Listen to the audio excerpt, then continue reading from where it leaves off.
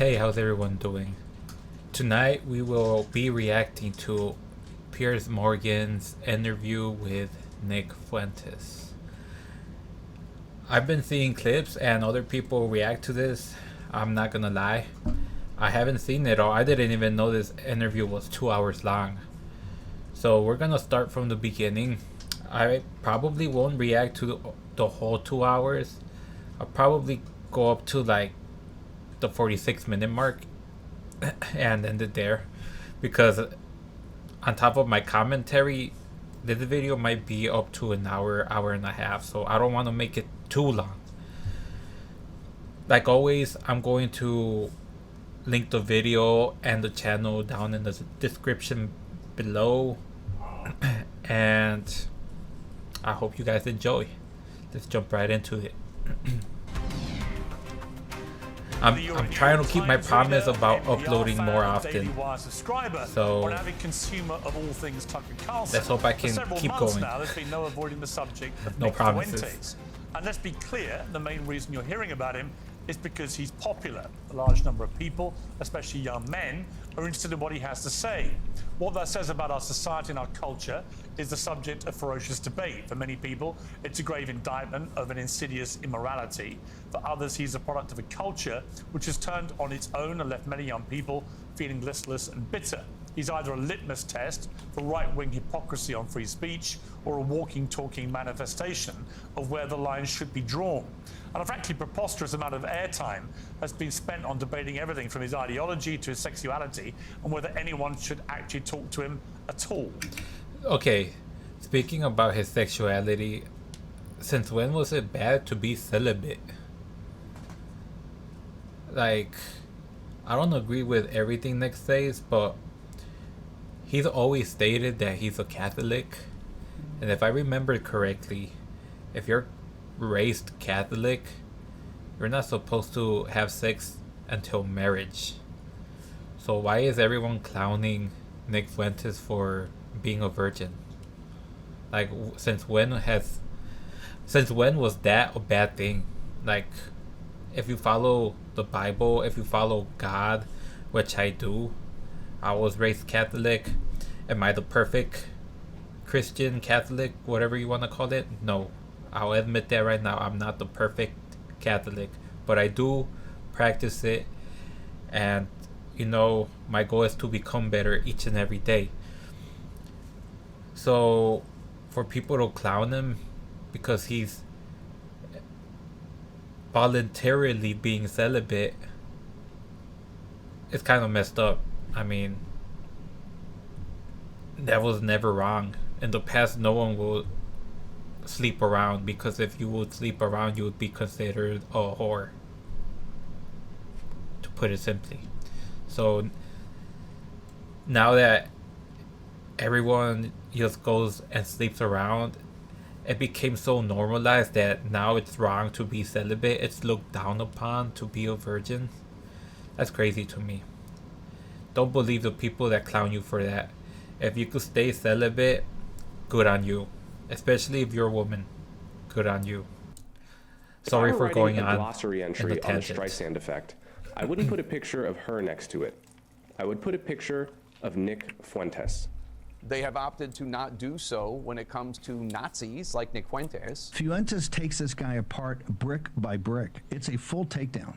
My concern is that people who are a bit more moderate are deeply alarmed by Nick Fuentes. I was very happy to see that, like, Nick Fuentes really passed that test with flying colors.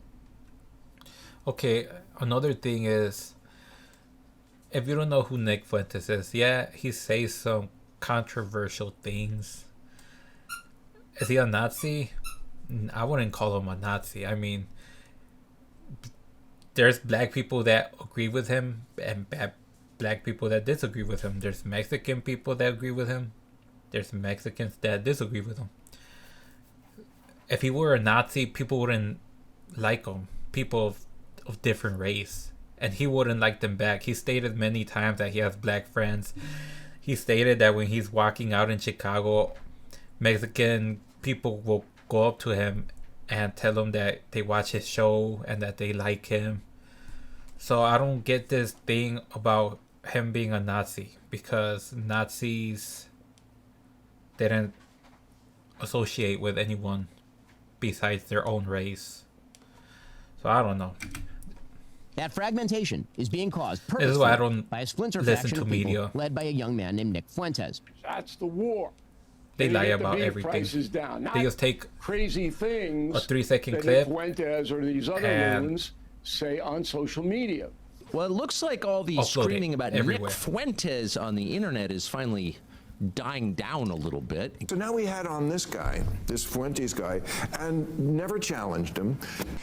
You should have Nick Fuentes on your show, and you could ask him questions about that. The truth is, it doesn't make a lot of sense to spend all this time talking about Nick Fuentes, but not actually to Nick Fuentes. People who say you shouldn't give him a platform overlook the very obvious fact that he already has a platform of his own, which is often bigger than most of the people complaining. And he uses it to speak unchallenged to his many followers. It's on that basis that I've invited him to appear live and uncensored on my platform. And Nick Fuentes joins me now. Nick Fuentes, welcome to Uncensored. Hi, great to be with you. I don't know you. I don't think we've ever met. You can correct me. And I'm not even gonna lie, I do watch his show. I think he's a funny guy. And like I said, you don't need to agree with a person's opinions 100%. It's okay to agree to disagree, and that's the beauty of America. Like, yeah, if they're truly racist, then maybe we should put them in jail, especially if they commit a crime against another race. But if you're just speaking your opinion on certain topics, I don't believe that you should be blackballed. Because especially when it comes to the topic of Israel, why is it okay to talk shit about all these countries, but when it comes to Israel, oh no, you can't talk about them, because if you do, you're gonna get canceled and you're an anti-Semite racist, which is crazy to me. But if that's wrong, I know about you. I know that increasingly and we're people donating are all this talking money to about them. you in a more mainstream environment than you may be used to. So for those who know nothing about Nick Fuentes, I want this to be an opportunity to get to the real person. I don't know who that person is, but I do want to use this opportunity to get there. I've seen you talk, as we prepared for this, in exchanges with people and on your show, saying you fear it's going to be very hostile, it's going to be an ambush, all those kind of things. I don't intend it to be overtly hostile. I don't intend to ambush you. I intend it to be an examination of what you said on the record, an examination of what you believe or what you say you believe, and an examination of what your rising popularity says about the state of the conservative movement in America. So those are my goals from this interview. What are your goals? Why are you doing it? I thought it'd be interesting. And, you know, you've talked a lot about me on your show over the years, and this is the first time you actually extended the invitation. I think it might be the second, actually. I think we talked about doing it during A24 a few years ago, but you've talked a lot about me with the panel, and now you've extended the invitation to talk to me. And I think it'd be interesting for me to maybe clarify some positions and maybe get to know you a little better as well. So I'm looking forward to it. There is a belief that you have two personas. There's one that you roll out now for podcasts and for shows like mine, where you come across as reasonable. And then there's your show on Rumble, where you often come across as having, you know, a very unreasonable view on things. This is what Coleman Hughes said about you. Nick Fuentes knows exactly what he's doing. He is consciously playing this double game as part of a long-term strategy to become popular enough to take the reins of power, at which point he plans to pivot towards the extreme and unpopular policies that he advocates daily on Rumble. So first of all, what is your response to that? Well, first of all, I would say that Coleman Hughes is a propagandist. He works for the Free Press, which is run by Barry Weiss. So I think that... I don't know who this Coleman person is, by the way. You have to consider the source. And Barry Weiss is a pro-Israel partisan. Free Press is just bought out by CBS for $150 million. Also, I don't believe that Nick Fuentes is playing a persona when it comes to Rumble. I honestly think that's just who he really is. By Larry Ellison or his son David Ellison. And this interview I shows think that's it. coming from a particular point of view. We can't pretend like that's coming from a vacuum or from some fixed position. That's coming from a propaganda outlet that's in favor of Israel. That's first. But second, I would say he is right about the two personas. And I think that everybody understands this on some level. On my show, I make jokes and I use rhetoric and I'm hyperbolic because for a long time I had an audience that was small on these like... Never mind. I guess he does have two personas. I mean, I wouldn't even consider it two personas because obviously he has to be censored here because he can't say what he really wants to say. But in Rumble, you know how Rumble is. They don't care. You can say whatever you want to say and they won't ban you for it. So I guess that's probably what he means by persona, but who knows? Let's let him explain. Dissident platforms. I was on D Live for many years. A lot of people don't even know what that is. I don't know. And what so D I had Live a is. small following, and we had sort of like an in-group sense of humor and memes and things like that. And you talk about it one way on a freewheeling live stream when I'm by myself and I'm ranting, and we make jokes and we play devil's advocate. We play with different positions. But then when you sit down in an interview like this one and people ask me a good faith question, what do you actually believe? Well, then I clarify and I say, well, here I'm not joking. Here I'm not being hyperbolic. I'm not being rhetorical. I'll tell you precisely what I believe. As far as this idea that I'm going to get power and then turn into Hitler, that just sounds totally insane to me. I'll be honest. It just sounds insane. Yeah, I mean, like I said already, I watch his shows, not all the time, but once in a while I'll tune in if it's a podcast that interests me. But he doesn't seem like that type of person to be the next Hitler, like people make it sound, you know? Do you have aspirations for political power? Not really. Yeah, he said I that think before. that if I wanted to run for office, I wouldn't say a lot of the things that I say. I don't know that a lot of people would vote for me. I tend to offend everybody, even a lot of people that like me. So no, I'm a truth teller. I like to see, even people that like him don't agree with his opinions. He just said so himself. tell the truth. I like to do my live stream. Because there's literal racists that like his show and they donate money and they say some crazy shit with the donation. He denounces it, the racism that he gets in his show. That's the word I was thinking of. Who is Nick Fuentes? Tell me about your upbringing. I know you grew up in the suburbs of Chicago. Tell me about your early years. Or early how? Like my childhood or a little bit later? Yeah, your childhood, yeah. Well, I grew up in the suburbs of Chicago in LaGrange Park, as you say. My parents are ethnics. My father's half Mexican, half Irish. My mother's Italian. And they both came from a pretty rough up. Okay, so he's like a fourth Mexican.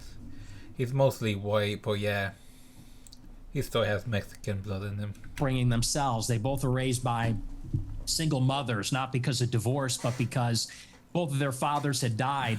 They endured a lot of dysfunction. And I think that's one of the reasons they came together and they related to each other and they wanted to create a normal upbringing for their children. They wanted to have a normal family life. And so they moved out to LaGrange Park away from the city. And it's crazy because his parents don't even agree with his ideas. You'll see later. And what I they mean by raised that. me and my sister and really put us first. I think that's a big reason why I tend to have a lot of these family values or Christian values. My mother quit her job and stayed at home to raise us. And so I have a very close relationship with my parents, with my sister. We're a very tight family. And we grew up in a pretty idyllic town. And maybe we can sort of get into a conversation about politics from this. I loved my upbringing. My mom stayed at home. My dad was working. We're in a mostly white suburb in Chicago. Everybody was maybe half Catholic, half Protestant. It was a baseball town. I played baseball for many years. In Chicago, we love our hot dogs. We have our baseball parade and get a hot dog. And so I love where I came from. I love the city. It's a working class city. I love the people here. They're very good, humble, down to earth, decent people. And I guess I had my political, not to jump. I can agree. I can say the same about my city, but it's just the crime is crazy. Ahead, but this is a big part of where my It political has awakening to get came under from. control. I sort of left this bubble, if you could call it that. When I went to college in 2016, I went to Boston University, and I read a lot of things online, and I realized the country does not look like LaGrange Park. It doesn't look like Western Springs or Nope. Hinsdale or Elmhurst. I agree. Things are way different from when I was a kid. I don't remember the city having this much crime. I've heard stories that it was as bad or worse, but maybe I just didn't pay attention back then. But it didn't seem like there was much crime. I was never afraid to walk alone in the dark, as a kid or as a high schooler. But now it's like I wouldn't even risk it. It looks very different. The country's undergoing a radical transformation because of immigration. And so I saw that and I said, this is not really a desirable. And here's the point. I saw this stat that supposedly before Biden took office, there were about 7 to 8 million illegal immigrants. That number rose to 16 million in the 4 years that Biden was in office. 16 million. That number had not grown from 1995, 1990s to like 2020. It stayed at like 8 million for all those years. And all of a sudden it went up to like 16 million. That's crazy. And I understand why Trump is doing what he's doing. And it's well deserved because a lot of these people that came over here do commit crimes. It's crazy. Will change. I don't like We already have the enough south crimes side of with our own Chicago or the citizens. west side or LA or certain parts of Boston as much as I like where I came from. And I guess that's what made me an American nationalist. I said, I want to preserve my home and the things that are familiar to me and the things I like about my home, what makes it America. So that's a little bit about my background. I don't know where you want to go with that, but that's kind of where I came from. My first obvious question is, were your parents immigrants to the United States, or were their parents, or were their grandparents? In other words, at some stage, I presume, there were immigrants in your family who came to the US. Is that correct? There were. I believe my mother was fourth generation and my father was third generation. So their ancestors came here on my mom's side in the 1860s, I believe, the first wave of Italian immigration. My father's ancestors, I think they came around at the turn of the century in 1900. So your view of immigration, and we'll get to the specifics about your views on immigration, are they not affected at all by the fact that if it wasn't for immigration, you wouldn't exist as an American? Well, I would certainly exist, but like you said, maybe not as an American. Certainly that's influenced in some measure. But I think that the kind of immigration that we had for a long time in the country, it's different than the immigration that we have now. And let's just say for openers, it's different immigrants. They're coming from a different place with a different culture, a different religion. It's not the same as it was. So first, you have a qualitative difference. My ancestors, for the most part, I have 3 European grandparents from Ireland and Italy, 1 from Mexico.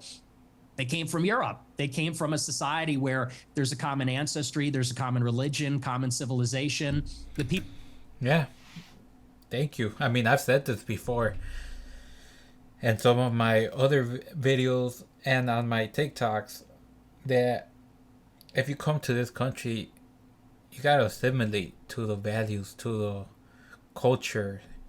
But when you have immigrants from all these countries that don't align with our values and culture, problems arise.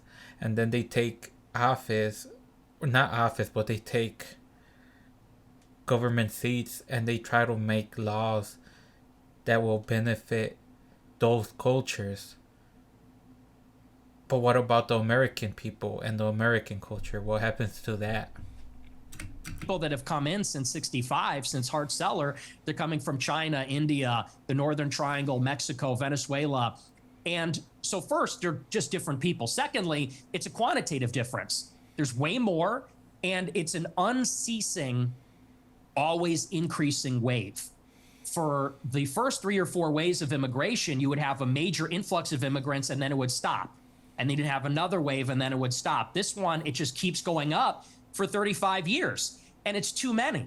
So that's really where I would draw the distinction between maybe where I originate from. I would even just simply call that immigration. What this is an invasion. It's a completely different policy. But you can't mentioned, even call it the same but thing. you mentioned Mexico in that list, and your father is half Mexican.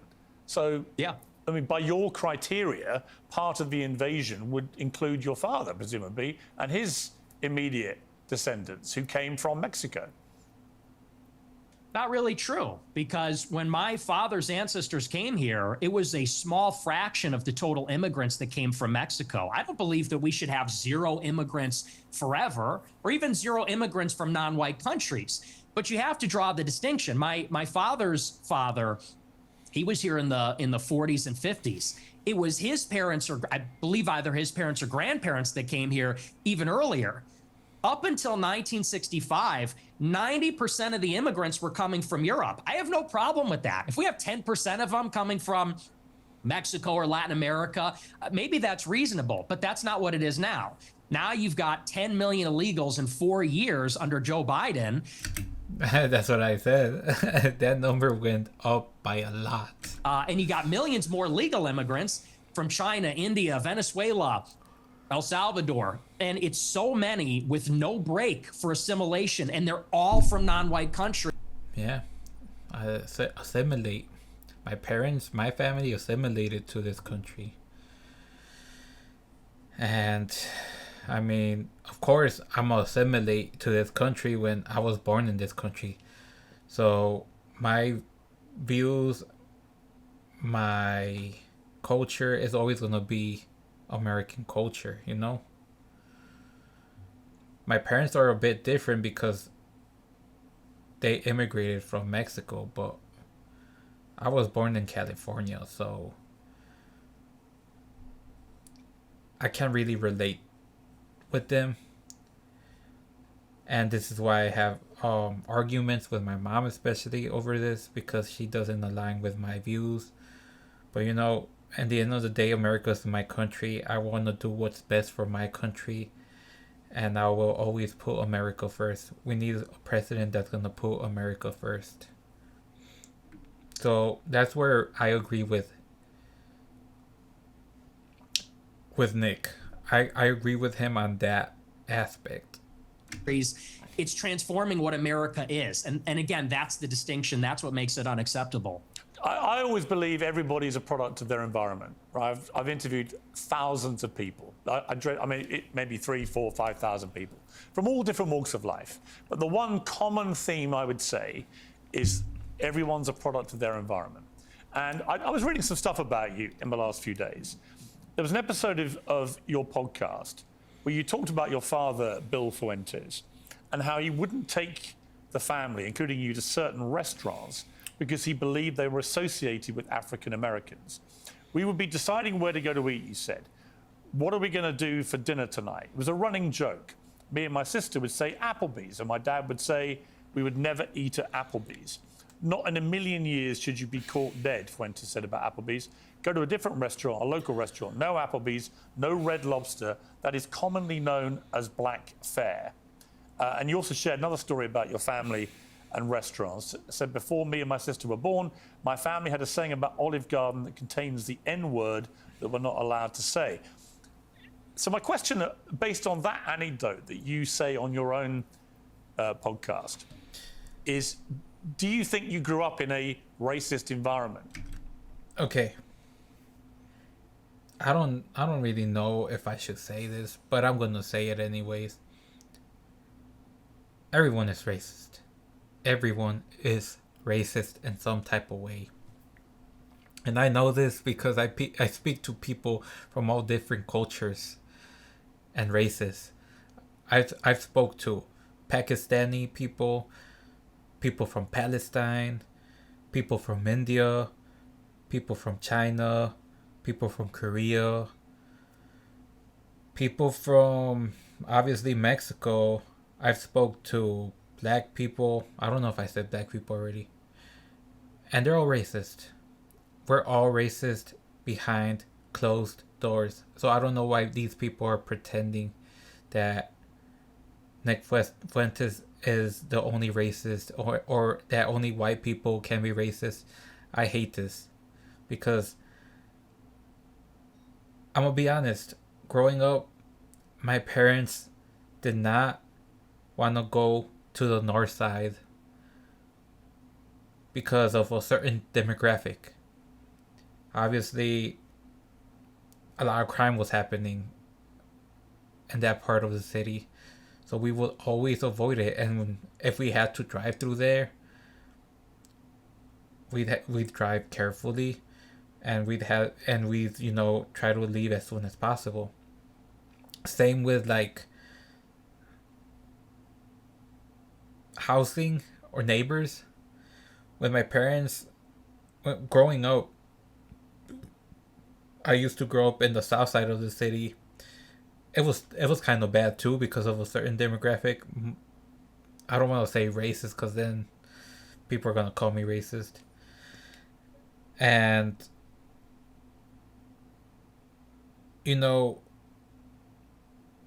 I'm just gonna say bad people because of bad people in the south side.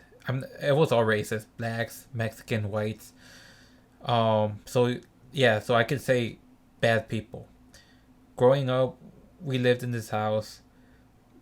These criminals or these bad people, whatever you want to call them, would break into our cars.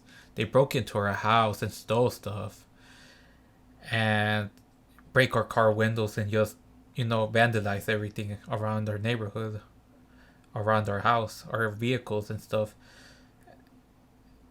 And my parents decided to move. They thought it was time to move, and what did they do? They picked up their bags and they moved into a neighborhood where there were nothing but white neighbors, white people, because those neighborhoods tend to be the quietest neighborhoods. If you live in a neighborhood that's diverse, there's a higher chance of criminal activity happening around those neighborhoods. Everyone knows this. Stop pretending like it's not true. And it's not racist. Honestly, it's not racist. You're just trying to do what's best for your kids. My parents did what was best for us. They did not want us growing up in a bad neighborhood around bad people. They did not want us to get involved with gangs. And so they moved us to a white neighborhood and put us in white schools, private schools. Well, it wasn't white, but just private schools in general. It was diverse, but private schools are way better than public schools, There's no gangsters going in there and stuff. No crime, none of that.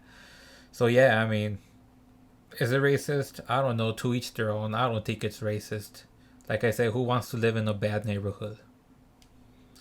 So I disagree with Piers Morgan on this. I agree with Nick Fuentes. I just thought it was funny because my parents thought the same way his dad thought. That your father was inherently racist, and that thought process, like I said, everyone's racist in some type of way. Well, I would say it's a new low. I've been attacked for being a racist many times, but to attack my father, to attack my parents based on anecdotes, I would say that's sort of a new low. Hang on, it's your anecdote. Yeah, but he's not here to defend. And what I hate is, damn well, Piers Morgan will not go to O Block at night. Which is why this pisses me off. Themselves. You are. And my parents are. You told the story. And I will. And I'll I'm not trying to ambush you. Them. As I said at the start, Nick, to be clear. No, it's not an ambush. Nick, to be clear, I think I'm not understands. ambushing you. I'm literally reading an anecdote that you revealed on your podcast. It's you that's put it in the public domain. I know. I'm simply asking you whether my assessment of that, which is that your father didn't want to take you to certain restaurants because of what you refer to as, they were commonly known as black fare, whether that attitude to African Americans in that instance permeated to you? It's a reasonable question. Yeah, no, like I said, I think everybody knows what that is, but I'll address it. I'll engage with it, and I'll defend my father from the charge of racism. Sure. No, my parents are not racist, and they've never been racist. I'll tell you about my parents. They used to have a school in Chicago in the South Loop where they instructed people on how to shoot firearms. It was a security school, and most of the clients were black. And I believe actually one of their clients was Larry Hoover's son at one point, sort of a funny story. And so most of their clients would come in from the south side of Chicago. My grandmother, she grew up in the projects in the city. And so my family being in Chicago, being ethnics, and that's what I hate. I've been called a racist before because of certain things that I said. Like, I assumed a black person didn't know Spanish, and they called me ignorant and racist for that. When in the hell have you guys ever heard a black person speak Spanish? Unless they're Cuban or Dominican or Puerto Rican, Afro-Latinos. But if they're black American, when the hell have you ever heard a black American speak Spanish? I looked up the stat. It's less than 1%. And this guy called me ignorant and racist because I assumed he didn't speak Spanish. He said, you know what he told me? He told me he only understood it. He didn't even speak it. Like, people are so freaking sensitive today, in today's age, that it's crazy. And yeah, I got upset because I know I'm not a racist. Earlier I said how I speak to people from all different cultures. It's just beyond me. It's beyond me. Italian, Irish, Mexican, and the West Side on Taylor Street, all over the city. My family for many generations have lived near and around black people. And look, my views about black people and their views about black people are shaped with experiences with black people. Yeah. So does that really make you a racist? Stereotypes, maybe. It, like, people have their biases, but I don't think that's really racist. Racist is like telling someone, oh, you cannot be in this house, get the hell out of here. Or, well, not house, you cannot be in this store, get the hell out of here. I don't want no Mexican people in my store. That's being racist. Or I'm not gonna serve no Mexican people at my restaurant. That's being racist. To prevent someone of a certain race to walk into a business or to be anywhere. Or to hate them based off their skin color. That's racism. And what they will tell you, what my parents would say if they were here, is that for many, many years... A racist wouldn't even talk to a person that's not their color, their culture. The older generations of black people were very respectful, very humble, very decent. In fact, my grandma used to have an anecdote. She grew up in a lot of dysfunction. Her mother was mentally ill, and they would be having dinner in the projects, and there'd be so much chaos and dysfunction and disagreement and fighting. And she would look across the way out the window at a black family in the other apartment, and they'd be holding hands around the table saying grace. And this is sort of the culture that used to prevail. But now what you have in the city is that there's no accountability for the black people. And now Chicago has become a complete dump because these teenagers go out and they take over the city. They call them teen takeovers. That's the euphemism for it. They're teenagers, but they all come from the same neighborhood. They drive up there. That is something that I hate too. Like take the race away from it. If you're a teenager committing any type of crime, you deserve to be put in jail or juvie, whatever it may be. But you should be put in there for at least a year if the crime is bad, and if it's severe, shoot, even for life. Honestly, for life. I mean, not too long ago, I think they threw in a 16-year-old in prison for a double genocide, double homicide, and he's not coming out. He's gonna be in there for life, and rightfully so, because we don't need people like that to walk freely. Who cares if he's a kid? He killed at that age. He knew exactly what he was doing. And like he said, they need to take accountability. And how do they do that? By going to prison. And they mug people and attack people, and they destroy cars and destroy shops. We had the Festival of Lights a couple of weeks ago. It's supposed to be a family event. And they light up the trees, and they, there's a big parade. I was in the parade one year, and you had a bunch of black people there shooting each other. 7 people shot, a 14-year-old killed in the Magnificent Mile. And I know there's a lot of black people that feel the same way about this. They say, we've lost control of the city. And yeah, like I said, my black friends, they call them whatever you want to call them. They speak on black crime. They know that black people that commit crimes make them look bad, and it sucks for them because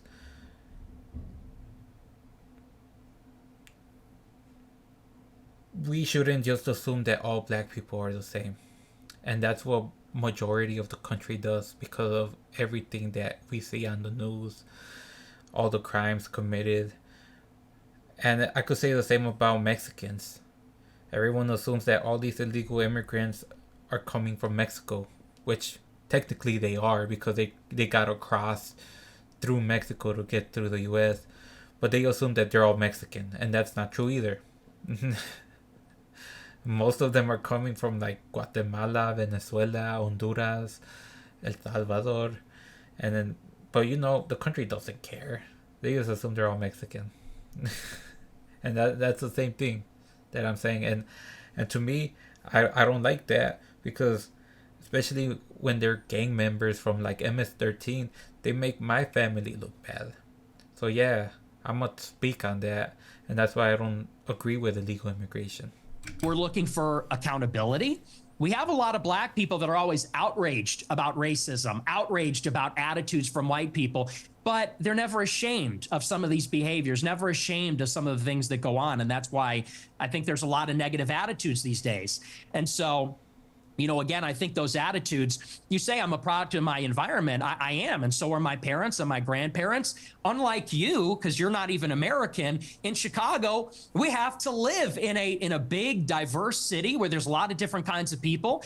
And I think anybody in Chicago will tell you the same. I live in London. It's one of the biggest and most diverse cities in the world. But it's not. Yeah, and London looks like shit. I'm gonna be honest. Look it up yourself. Like, it's bad. It's bad. And if he grew up in London, or he was born or lived in London, why did he come to America? Obviously, he didn't like it over there. The same. Well, actually, it's a big, diverse city. The only difference is we don't have the gun violence because we don't have guns. That's a whole different story. I don't want to get into that with Yeah, but you have a lot of knife violence. you. I have got into that Criminals before. You got a find knife a way to problem. kill. You got sword problems. We have problems you with have Aladdin. We have problems with violent crime. I make no pretense of it. So the idea that somehow I'm cosseted in London because I'm not in Chicago. I didn't say that. Well, you kind of implied it, but I guess my point about the environment, I'm not saying you are a product of your environment. I'm saying most people are in some capacity. When I read that anecdote, which, just to remind you, it's not something I have put out there. You told this story, right? And you said that You said this. We're looping. You said this already. But you haven't really directly, I think, responded to it, which is whether your father would not take you to certain restaurant chains because he associated them with black Americans. Is that true? No, well, see here, if you're in America, you would say that Olive Garden is not real Italian food. Applebee's, TGI Fridays, this stuff is a load of crap. My dad was just a food snob, but no, it's got nothing to do with that. My best friend in first grade was a black guy. We're not a racist family, so. Okay, so when you told no. the story, I'm just curious. So when you told that anecdote, which clearly on the face of it is racist, right? You're basically saying your father made racist decisions about where you would go as a family to eat. Are you saying? Well, I wouldn't say that. Like I said, if you are a father with 2 young kids and someone tells you, oh, there's this good restaurant over in the south side, and you go to the south side and you see that it's a ghetto, why would you want to go there? Regardless of the demographic, regardless of the people that live there, why would you want to go there? Why put your family and kids' life at risk? Like, I just don't agree with this. Piers Morgan is an asshole for talking shit about his dad.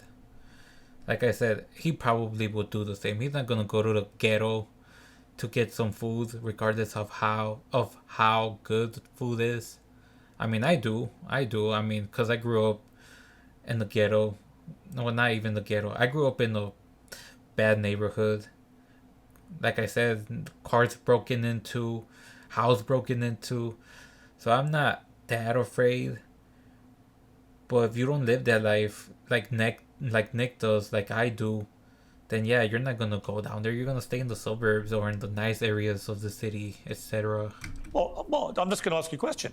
Are you saying that when you told that story, you didn't mean to infer that he was racist? And do you understand why when somebody like me reads that anecdote for the first time, as I did this week, I reach a different conclusion?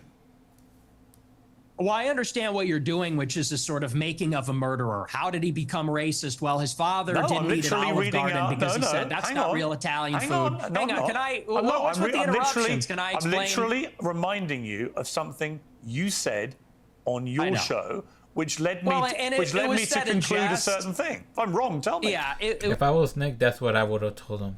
Would you go to the ghetto to get food if you had a 5-year-old son and your wife?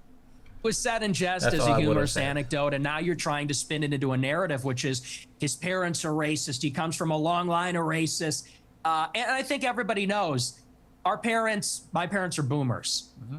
And these people come, well, you're a boomer, I guess, too, in a way, 60. right? You were born I'm in 60. what, 19? Yeah, so you're a boomer also. Or maybe you're a Gen Xer. I suppose it's sort of on the cusp.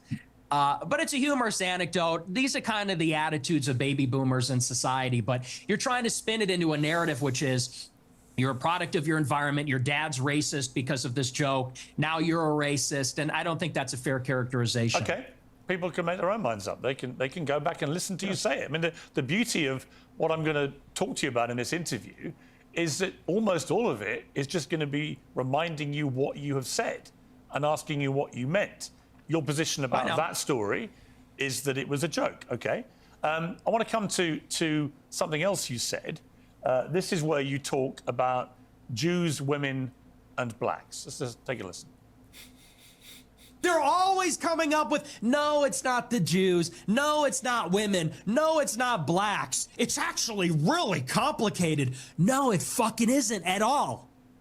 Jews are running society. Women need to shut the fuck up. Blacks need to be imprisoned for the most part. And we would live in paradise. It's that simple. Okay. Would you like to clarify what you meant there? That's all true. That's 100% true. Everything I said in that clip is true. Including that blacks need to be imprisoned for the most part? Yeah. Yes. But all of them? No. That's the thing that pisses me off. He said for the most part. That doesn't mean all of them. So why did he even say all of them? Why did he even... And yes, he only means the criminals. Why, if they're innocent black people, why do they need to be in jail? Like, it's just a stupid ass comment, a stupid ass remark. For the most part. What does the most part mean? What percentage of American blacks would you like to see in prison? Whatever the percentages of the murderers. I think it's 1 in 20 black men will commit a murder. This means all criminals too. I'm not just speaking on the black murders that Nick is talking on. I think all criminals, all murderers should be in jail regardless of their race. Their lifetime, so maybe let's say that But black people do deserve that. They deserve to be able to live a normal life too. And that's the thing society doesn't even know or care about. Like, they're letting them kill each other because they're not throwing these murderers in jail. They'll go in there for like a year or two or get set free on bail. It's crazy. It's crazy how easy it is to get out of prison if you're a minority. It's wild. Crazy. And it's just the government. It's the government, the law, the system. It's all garbage. Like, if your PDF file or a murderer, you deserve to be in prison and never let go, never see the light of day again. That's just me, honestly, because we don't need that type of person living in our society, living amongst us. And like I said, the black community suffers from this the most, and our country isn't doing anything to help them. My friends complain about it all the time. They say they hear gunshots all the time where they live. And that's wild. I've heard gunshots in my neighborhood. It's not the best neighborhood, but it's like once every like 2-3 months. Maybe not even, maybe like once a year. I'm pretty sure where they live it's like once a week. it's 5%. crazy. Oh, so you're talking about black people who murder people? Yeah. Oh, absolutely. Yeah. But you didn't say that. That's You the just crime said problem. blacks need to be imprisoned for the most part. He doesn't have to say that. If you're smart enough, you'll understand what he meant. But he's just being a... Like I said, he's probably just playing dumb. Or maybe he is dumb. I don't know.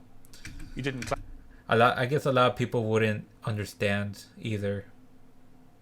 A lot of people would assume that Nick probably meant all of them. Because people are stupid nowadays. No, not nowadays. People have always been stupid. What am I talking about? Clarify that you were talking about black murderers. Right. There's always been no, stupid you're right. people. That's a good addition to that. That's a great point. You think it's funny, or? I think, yeah, I do. I think it's hilarious. I think it's totally true. Do you think a black American would find it funny? You think that blacks should be imprisoned for the most part? Blacks are my biggest fans. I get high fives all the time. They say, Nick Fuentes, I love your show. They agree with me. And you want to know why? Here's the difference. Black people are the most victimized by other black people. You think black people want to live in the hood and the ghetto and get shot all the time? That's what happens in the south side of Chicago. Exactly what I just said. You should come here. I'll take you there. We could go to Garfield Park. My son we could went go to Chicago Inglewood. University for a year, actually, several years ago. Yeah, that's a bubble. That's a bubble. You think you're in Chicago and Hyde Park? You don't know Chicago. Go a little bit west. See what it's like over That's what I said. People only go to the nice parts of the city. there. And I'll tell you, black people agree with me because they're tired of it too. And maybe not most of them, but a lot of them agree with what I say about that because...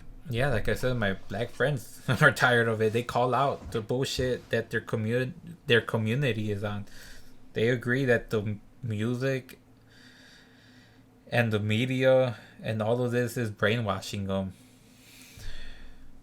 And it's sad. It really is. Especially when they don't have a father in their life to like teach them right from wrong.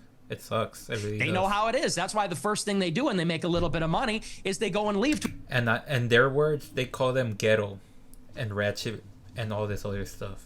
And their words, that's what they call them people.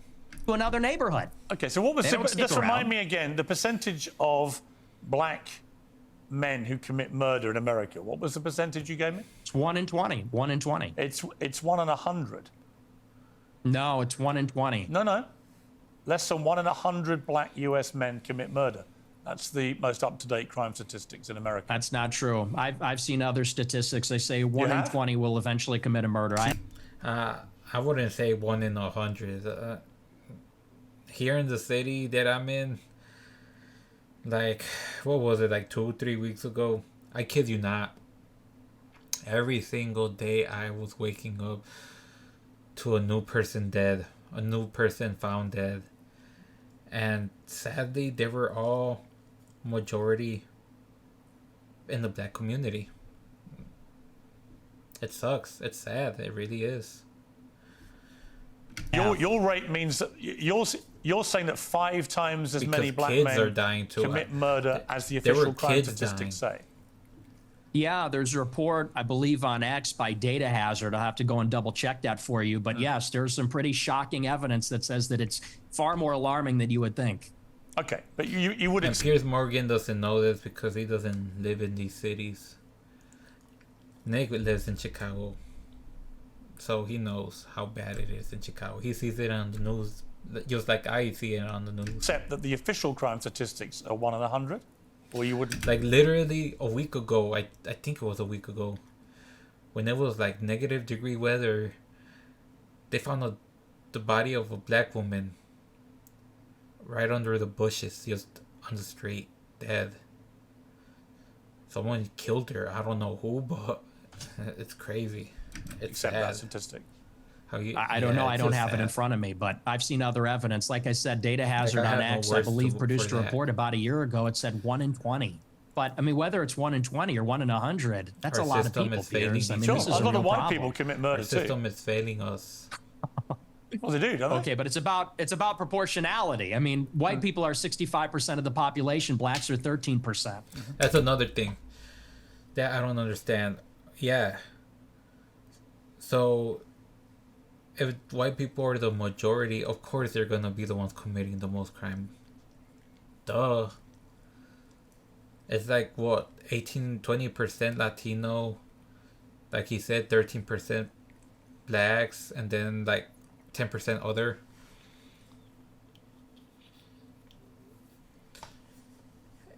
And if you look at the statistics, 13% is a small percentage, and for that percentage to commit most of the crime in the country is alarming. Honestly, it is very alarming. And I think anybody would tell you that more black people proportionally commit violent crime than white people, and people vote with their feet. People would rather pay a much higher property tax. Most mass What's with the shootings- interruptions? I'm sorry. Thank you. I appreciate that. You know, you look at in Chicago, in New York, these neighborhoods are so stratified. People would rather pay a high tax rate. They'd rather pay a much higher property value to live in a less diverse, less black neighborhood. Did I not say that earlier? How my parents moved to live in a white neighborhood because there was too much diversity in our neighborhood when I was a kid. Too much crime started coming. I think most of them were Latino in my community, so I try to avoid Latino people if I'm in a bad neighborhood too. I'm not even gonna lie to you, and I'm Mexican. But like, if I see a sketchy looking man, I'm gonna avoid him. I will cross the street. Thankfully, I have my concealed carry, so I'm not too worried about it. But before then, whenever I would get invited to go out and it'd be in a sketchy neighborhood and I didn't carry, I was afraid. I'm not gonna lie. I don't like being out late at night in sketchy neighborhoods, sketchy communities, because, you know, why would I want to put my life at risk? It's as simple as that. They don't want to live around the violence. And I think that when you look It's at common sense. even on the public transit, the subway, the blue line, you know, people don't want to go there City because they know buses, who too. occupies and City menaces buses the are public dangerous. transit. It is these people like Daniel Penny had to deal with. It's people like Irina Zarutska had to deal with. And that's just the uncomfortable reality. You've also said you don't want to live near black people. Let's take a listen to this clip. I'm a new generation of white person. Because of what I said earlier, my friends live in a black neighborhood. They hear gunshots probably literally once every week, maybe even twice a week. So yeah, why would anyone want to live in a black neighborhood? Not even black people themselves want to live in a black neighborhood. Another black girl that I talked to, she left to move to another neighborhood because she didn't want her kids around that. It's just common sense. It doesn't even matter about the race. Why would you want to live in a neighborhood where there's bad influences, where there's a lot of crime. I'm not living around blacks. Sorry. You know, I want white kids, and I don't want my white kids bringing home black people to marry. Okay, see okay, I was gonna say that I don't agree with, but to marry, I can agree with him a little bit, because especially if you're trying to preserve your culture, you would want to marry someone in your own race, right? I mean, black people do it, Asian people do it, Mexicans do it. So is it really racist? Why is it racist when a white person says it or does it? It makes no sense.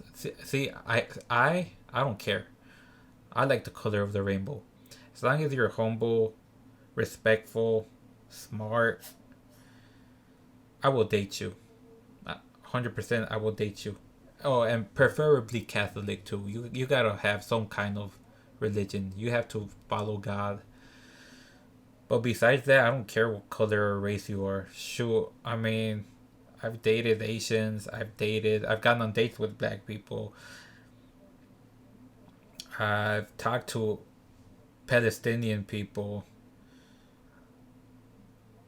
I've gone on dates with Mexican people. And dated Mexican people. And I've dated Puerto Rican people. I mean, I don't care. I would like to date Palestinian girl. I think Palestinian women are so beautiful.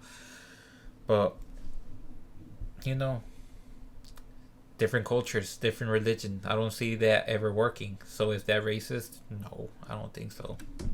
It's racial for me. And call me racist. Oh, very Christian of you. I don't give a fuck. I mean, it couldn't be clearer, really, unless you want to say that's another of your jokes. But you're basically saying, yeah, I'm a racist, aren't you? Like, the only reason why I wouldn't want to date outside of my race is because I would like my kids to know Spanish too. Even though I wasn't born in Mexico, I do want to hold that part of my culture, keep it going through generations to come. I want my family to always know Spanish, you know? My bloodline to always know Spanish. Like, I would think that'd be pretty cool, right? Mexican Americans knowing Spanish. I mean, I enjoy it. I love being bilingual. I think it's pretty cool. So I would love that for my kids too. Is it necessary? No, because I'm sure I could find a white person, a nice white woman that knows Spanish, a nice Asian woman that knows Spanish, and they could teach them Spanish too. As long as they know Spanish and are Catholic, I don't care what race they are, honestly. Yeah, I'm fine with that. You're fine with saying you're a racist? Totally. I think everybody's racist. I think everybody, if we're being honest, is racist. I think everybody... The only people that are... My black friends are so racist to black people. It's crazy. It really is. But they're only racist to black people because they know how black people can be. And like I said, not all black people, but sadly a majority of them aren't racist or pretend not to be our white people to their detriment. Everybody else is racist. But earlier in the interview, you got aggrieved at the idea that your father was a racist. You wanted to make emphatically sure. Yeah, because my father's... Put you down. He's not. Because my father doesn't share my same views on that. So he's the exception to the everyone's a racist. Well, everybody's a little bit racist. You're right. So maybe everybody... The difference is you're attacking my father. You know, he could get fired from his job. I'm not attacking your father. You are. No, I'm not. I don't know your father. And to be clear, I have no knowledge about him at all other... Well, then let's leave him out of it. Let's leave him out of it if you don't know him. Hang on, Nick. You put that story into the public domain on your show. I'm simply reminding you of what you told everybody, millions of people, about your father. If you now want to retract it, fine. If you want to say it was a joke, which is what your position was earlier, fine. But I'm allowed to put to you things you've said publicly. That's not unfair. That's not me targeting your father. You put that story about him out there. You know what you're doing. You know what you're doing. I'm asking you about a pretty shocking anecdote, which to me looked like you were saying your father made decisions about where you as a family would eat based on skin color of people who worked at these places. If you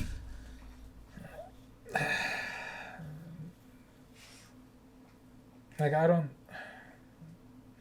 don't know why he's trying to push this agenda that his dad didn't want to go to these restaurants because of the color of their skin. It's obviously because maybe these restaurants have wretched ghetto people in them, and he didn't want to risk the safety of his family. That has nothing to do with the skin color. Like I said, throw the skin color out into the trash. Who would want to go to a restaurant in a bad neighborhood? I just don't think this is fair for his dad. Piers Morgan is being a bitch with this. I'm just being honest. You say or use them. If you say that is not what you meant, that's fine. You can respond any way you like. But the idea I can't ask you about it without you saying I'm attacking your father is ridiculous. Well, you are, and you know what you're doing. And there's a political culture in America where if you have the wrong views, you get fired from your job. And my father has a job. And if you go on here and say you charge him with racism or something, and I'm put in a position where I don't look like I'm sticking to my guns if I don't say my father's a racist, you're putting him in jeopardy. And he's not here to defend himself or explain his views. And it's very low. And I think you know exactly what you're doing, and people can see what you're doing. I'll defend my views. And I think that, so let's leave him out of it. Let's just not talk about my father, because my father isn't here. I'm here. Okay, well, I'll then do you defend accept my that you views, shouldn't and I'll talk? defend Okay, the anecdote. listen, that's fine. But then do you accept you shouldn't talk about your father on your show? And you shouldn't tell... Absolutely not. Like, I've seen so many clips of black people being racist, of Mexicans being racist, of Asians being racist, and they don't get the same punishment that white people do. Like, they can say all these crazy things and get away with it. It's crazy to me. It really is. It really is. Absolutely. So it's fine for you to put a story out there which would make most people who listened to that story or watched it at the time on your show conclude that he was racist. It's fine for you to do that. But if I then ask you about it, I'm the one who's being unfair and I've crossed a line. Is that what you're saying? Yes. Okay. Yes, you're being malicious. Okay, that's fine. That's fine. Listen, people are watching this live. They can draw their own conclusions about whether what I just did. And they will. Yeah, and I'm sure after. And like I said, he only talked about that one joke. But what was Nick talking about prior to that joke? Or prior to that story, that anecdote that he's talking about? That, like, they don't want to say that. I'm sure if I go back and watch it, he's going to mention that probably it was a bad neighborhood and that's why he didn't want to go to those restaurants. Who knows? I don't know. Maybe I'm wrong. I haven't seen that podcast where he talks about that, about his dad. But you don't want to just assume just from one quote without watching the whole thing. And I've learned this because I used to assume that Trump was racist and stuff until I did my own research and I realized he's not racist. He's just following the law of the country, which is illegal immigrants shouldn't be here. I mean, if you don't like that law, run for office and take it away, but that's the law of the country. If you want to be in America, you have to come here legally. By the way, you'll say he ambushed me with your own own words. Whoa, with your own words. That's a little presumptuous. I'm not going to say it's an ambush, but I think that's a low blow.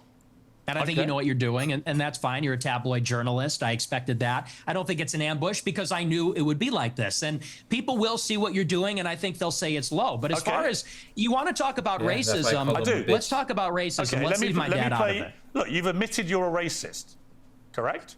Yes, 100%. Okay. Own it. Okay, that's fine. And that's funny. He's obviously being sarcastic, but he's just tired because he hears it all the time. So he's just gonna say he's a racist, just like Trump says he's a fascist or a king or whatever. When he was talking to Zoran Mamdani, he just told him, just tell him I'm a fascist. Who cares? That's how I am too. People call me racist. I'm gonna say I'm a racist. Who cares? Like, I know I'm not. So, if you want to believe me, go ahead. If you don't, that's fine too. Perfectly entitled, in a free democratic society, to stare down the barrel of his camera and tell me you're a racist. People can judge you accordingly. Many people who have assumed that you're racist will now have heard it from your own lips. That's fine. There you go. That's the point. The point of this interview is to go over the things you've said, which have led people to reach conclusions about you, and to ascertain whether those conclusions are fair and reasonable or not. That's it. Thank I want to you. play you another clip. This is what you talk about why white people are justified in being racist. Let's take a listen to this. First, white people are every single bit justified in being racist. Every single bit justified, to the extent that that means going out of your way to avoid black people when you see them. You stand by that? Absolutely. Absolutely. Absolutely. So white people should go out of their way to avoid black people when they see them. Absolutely. They would be wise. Why? See, like, I don't agree with that because, yeah, I agree.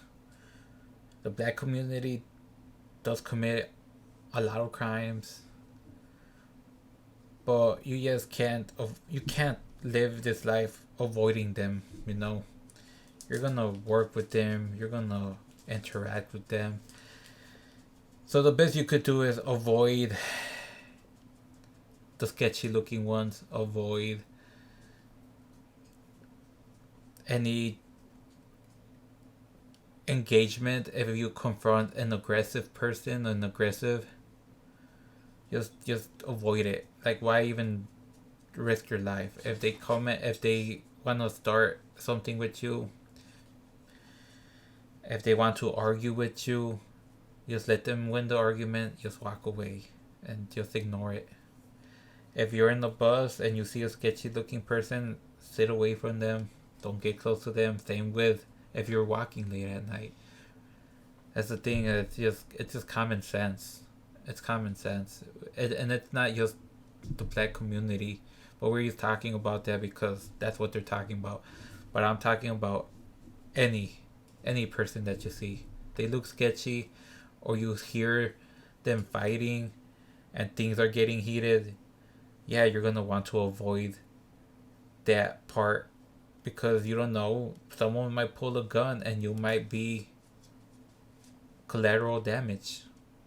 You might catch a stray. And why would you want to risk that? Because it's a lose-lose proposition. If you're Irina Zarutska and you don't walk the other way, you get stabbed to death and you die. Like I said, I've done this. If you're too. somebody else and you walk on the subway I'm gonna and you avoid stand them. near a black person or something, maybe it's fine. It's a lose-lose proposition. Like, even in high school, me and my friends would joke about the white kids that looked like school shooters. They all sat in the same table, looking dirty, looking weird, and we avoided them because we thought one day they might come to school and shoot up the school. Is that racist? No, you're just being aware of your surroundings. So no, I think that white people have been beaten into submission, that we're afraid to tell the truth about it. And the truth is that when you go into these major cities like New York or Chicago, I believe she was in North Carolina. Yeah, I don't like Chicago for that reason because I know the crime is bad. And my friends and I went to Chicago one night to go clubbing. And on the way back to our hotel, I kid you not, I believe I saw a bunch of Crips just chilling at a gas station. And I thought we were gonna get robbed. I thought that was the last day I was gonna be alive.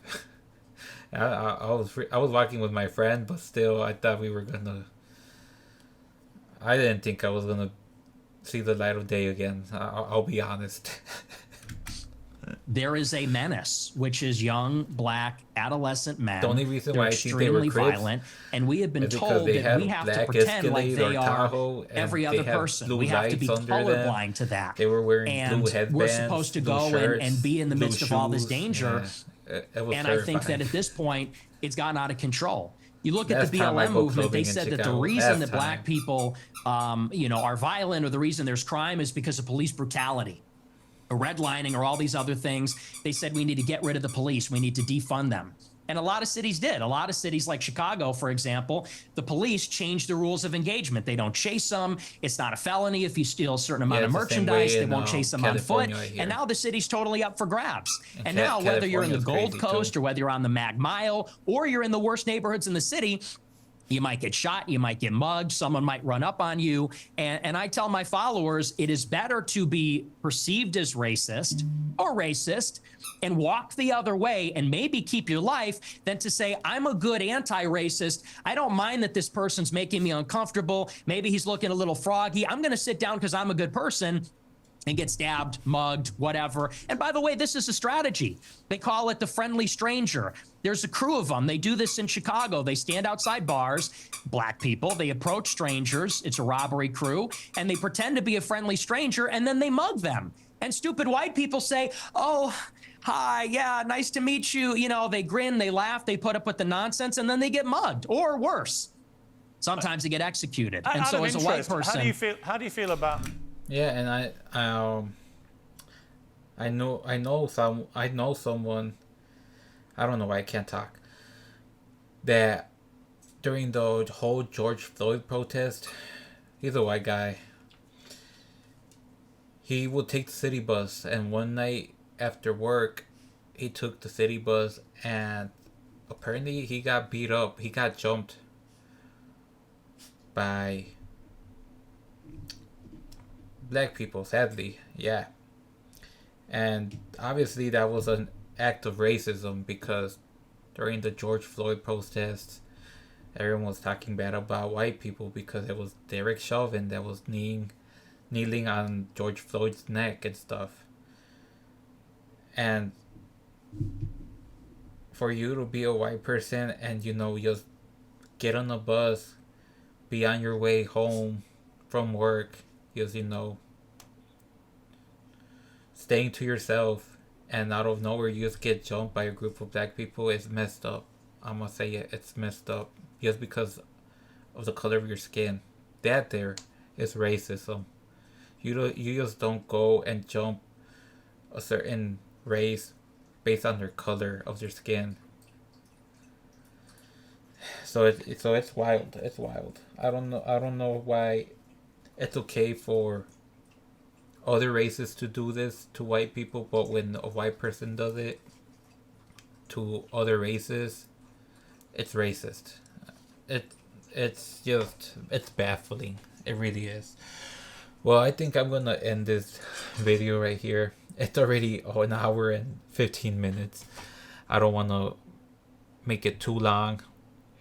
Maybe I'll edit some parts out to shorten it, but I hope you guys enjoy.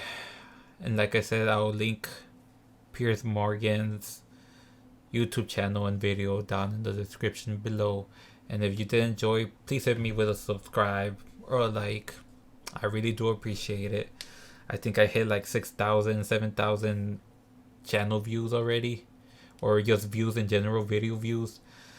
So I appreciate it. I didn't think I'd get views, period, but I really do appreciate it. I might also upload some gaming videos. I was thinking of playing through Resident Evil 2 and 4 to be ready for Requiem when that comes out. I'm excited for that game. I'm gonna play the hell out of it, but we still got till February, I believe. And like I said, I'll promise to try and upload a bit more.